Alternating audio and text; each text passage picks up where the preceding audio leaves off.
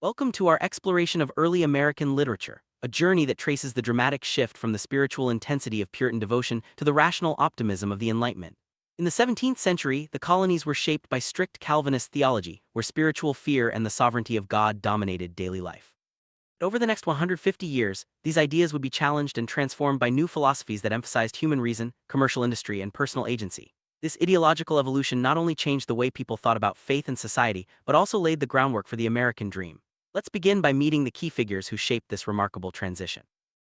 Story features three pivotal voices: Anne Bradstreet, Jonathan Edwards, and Benjamin Franklin. Bradstreet, the first prominent female poet in the colonies, wrote with a unique blend of domestic realism and spiritual longing. Her poetry reveals the constant tension between earthly attachments and divine duty. Jonathan Edwards, a leading Calvinist thinker, used powerful sermons like Sinners in the Hands of an Angry God to awaken spiritual fear and inspire religious revival. Then came Benjamin Franklin, who embodied the Enlightenment spirit.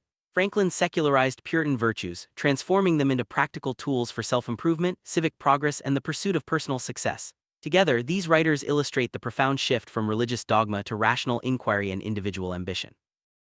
Puritan literature was marked by deliberate simplicity, what they called the plain style. This approach rejected ornate language in favor of clarity and directness, ensuring that God's message shone through.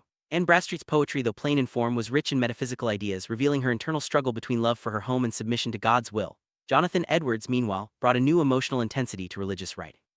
His sermons, especially during the First Great Awakening, used vivid metaphors and sensory language to make listeners feel the terrifying reality of divine judgment.